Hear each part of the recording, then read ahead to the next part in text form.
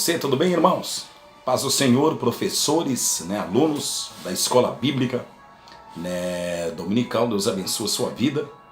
E desta feita já estamos, já estamos chegando aqui na lição de número 10, da nossa escola bíblica dominical. Sejam bem-vindos, tá? E que Deus venha te abençoar poderosamente. Já chegamos, o tempo passa rápido, e já chegamos na lição de número 10, o sistema de sacrifícios. Temos a leitura bíblica em classe, está dividida em vários livros, principalmente no livro de Levítico, do capítulo 1 ao 3, do capítulo 2, 1 ao 3, do capítulo 3, 1 ao 2, do capítulo 7, 1 a 2. E na primeira epístola de João, capítulo 2, versículo 1, 2, é a escola bíblica, é a lição bíblica em classe, O textuário desta lição está inserido em Romanos, capítulo 3, versículo 35. Sendo, pois, justificados gratuitamente pela graça, pela redenção que há em Cristo Jesus, ao qual Deus propôs para a propiciação pela fé no seu sangue, para demonstrar a sua justiça para a remissão dos pecados dantes cometidos sob a paciência de Deus. Olha que interessante isso. Verdade prática dessa lição. Preste atenção. Jesus Cristo executou na cruz o sacrifício perfeito, obtendo por meio do seu sangue, de uma vez por todas, a redenção eterna para todos os que creem nele. Louvado é o nome do Senhor. O ponto central desta lição de número 10, o ponto central, o sistema de sacrifícios do Antigo Testamento. É a representação perfeita, preste atenção, do sacrifício do nosso Senhor e Salvador Jesus Cristo. Introdução está a introdução primeiro. O sistema de sacrifício estabelecido em Israel foi ordenado por Deus. Então não é eles, foi ordenado por Deus. E 2, nessa lição veremos como esse sistema foi praticado e desenvolvido até o supremo e suficiente sacrifício de Jesus Cristo no Calvário. E o tópico primeiro da lição. Estamos em aula, sejam bem-vindos, tá? Deus abençoe a sua vida. Lição desta feita, lição de número 10, o sistema de sacrifícios. A oferta voluntária, o holocausto. Levítico, capítulo 1 ao 3. Olha, preste atenção. O conceito holocausto significa, no hebraico, olahi. Olahi, no hebraico. Então, o que significa isso? Levantar, fazer subir, que acende. Nesse sentido, essa oferta era representada pelo sacerdote no altar, de onde um cheiro surge e subia às narinas de Deus. Todo aquele sacrifício, depois que ele era queimado, ele subia, como um cheiro suave às narinas de Deus. E o subtópico 2 do tópico 1. Estamos em aula, tá? O que era a oferta de holocausto? O que era essa oferta? Essa oferta era apresentada no altar do holocausto. Essa oferta podia ser de animais como boi, ovelha, cabra, pombinhos ou rolinhas. Essas vítimas era queimada no altar. Esse sacrifício aponta para Jesus como o Cordeiro de Deus que tira o pecado do mundo. João, capítulo 1, versículo 29. Subtópico 3 do tópico 1, uma oferta voluntária. qual era o seu objetivo? Do que? Dessa oferta voluntária. Era que Deus aceitasse o ofertante. Era que Deus aceitasse o ofertante. Essa aceitação, preste atenção, dependia de a oferta apresentada pelo sacerdote. Então essa aceitação dependia da oferta que iria ser apresentada ao sacerdote. A oferta colocava a mão, essa oferta colocava-se a mão, preste atenção, a cabeça da vítima. E com o objetivo, qual era o objetivo de colocar a mão na cabeça da vítima, do animal? Era de transferir a culpa, transferir o pecado, tudo essa... Colocava-se a mão na cabeça do animal para transferir algo, tá? Então, essa era a função de colocar a mão nessa oferta voluntária. O animal era imolado fora da tenda e em seguida conduzido ao altar do holocausto, tá? Então, o animal, ele era imolado, preste atenção, fora da tenda. E nós vamos aprender por que esse animal era imolado fora da tenda. Subtópico 4, do tópico 1, o sacrifício de Cristo foi um holocausto agradável ao Pai. O sacrifício de Cristo. Então aqui nós temos dois textos bíblicos. Primeiro texto, Efésios capítulo 5, versículo 2, que diz: Cristo vos amou e se entregou a si mesmo por amor de nós, em oferta de sacrifício a Deus em cheiro suave. Olha que lindo isso. E Hebreus capítulo 9, versículo 14, e quanto mais o sangue de Cristo, que pelo Espírito eterno se ofereceu a si mesmo, imaculado a Deus, que purificará a vossa consciência das obras mortas para servirdes um Deus vivo. Trata-se de uma imagem que fomos reconciliados com o Pai mediante ao sacrifício de Jesus Cristo. Nós somos reconciliados com Deus mediante ao sacrifício de Jesus. E 2 Coríntios capítulo 2, o versículo 5, 2 Coríntios 5, na realidade, o versículo 19 diz: Deus estava em Cristo, reconciliando consigo o mundo, não lhes imputando os seus pecados, e pôs em nós a palavra da reconciliação. Fomos reconciliados pelo sacrifício de Cristo na cruz do Calvário. Amém? Subtópico 2 da lição A Oferta de Manjares.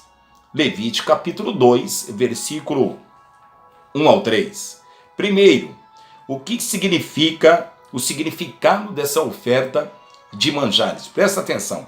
Essa oferta, na realidade, ela representa a gratidão pela a fecundidade da terra. Então, eles agradeciam a Deus até pela terra.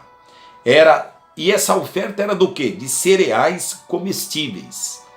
Tá? Essa imagem nos fala como devemos apresentar o fruto de nosso trabalho perante a Deus. Jamais podemos apresentar a Ele de mãos vazias. Mateus capítulo 25, o versículo 14 ao 30, vai falar daquela parábola dos talentos. E nós observamos naquela parábola que o Senhor, Ele deu para todos. E se eu te falar algo, você tem já o dom de Deus. Todos nós temos, no mínimo, um dom de Deus. Porque nessa parábola, ele vai dizer que para uns, ele deu 5 talentos, para outros, 2 talentos e para outros, 1 talento. Isso quer dizer que você que está me ouvindo agora, no mínimo, 1 talento você tem. Então, o que Deus quer de mim e da sua vida? Colocar esse talento a serviço do Senhor. Deixa eu repetir aqui, você que está me ouvindo, você tem que colocar o teu talento a serviço do Senhor. Não esconde ele. Deus está me usando aqui para te falar. Não esconde o seu talento. Não apresenta para Deus com as mãos vazias. Você tem um talento de Deus. Subtópico 2, do tópico 2. Como era a oferta de manjares, tá? Ou, alguns dizem, as primícias. Isso era, escolhia ali os cereais e a primeira colheita já separava para Deus. Ela compunha de grãos novos e macios. Aqueles primeiros grãos novinhos, macios, era separado essa oferta. Essa oferta também era feita de farinha fina misturada com azeite. Então, farinha fina misturada com azeite. E o azeite é um dos símbolos do Espírito Santo, tá? A Bíblia representa azeite como um dos símbolos do Espírito Santo. Também aí como o vento, fogo, né, a água também são símbolos do Espírito Santo. Essa oferta faz nos lembrar a importância de vivermos uma vida dependendo do Espírito Santo.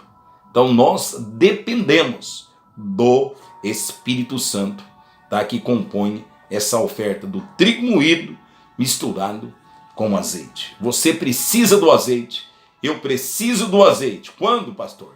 Todos os dias. Todos os dias. Subtópico 3, o tópico 2. A oferta aponta para um alimento espiritual. Lá em João, Evangelho 6, versículo 33 ao 35, mostra que Jesus é o pão vivo, né, que desceu do céu. O trigo que foi moído para tornar o nosso alimento espiritual. Logo, da mesma forma, Israel obedeceu à ordenança divina, tá, de apresentar essas ofertas diante de Deus. O holocausto era uma oferta de manjares. Para que servia isso? Vamos analisar. Peraí, para que servia essa oferta? Elas serviam para identificar o ofertante como servo do rei. E o servo jamais ousava chegar diante do rei com as mãos vazias. Se eu repetir isso aqui para nós entendermos. O holocausto e a oferta de manjares, para que servia? Elas serviam para identificar o ofertante como servo do rei. E o ofertante como servo do rei jamais ousava chegar diante do rei com as mãos vazias. Como que está a sua mão? Né? Como que está, na realidade, a nossa mão perante a Deus? O que você tem oferecido? Você oferece a Deus com as mãos. O que você tem oferecido para Deus com as suas mãos? Subtópico 3. A oferta pacífica, o sacrifício pelo pecado e o dia da expiação. Levítico 3, versículo 1 a 2 e Levítico 7, 1 a 2. Do subtópico 3, o número 1, o que era a oferta pacífica? Como era?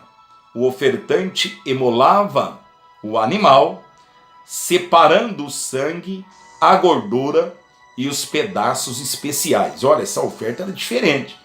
Ele emolava o animal, mas separava ali sangue, gorduras e os pedaços nobres desse animal.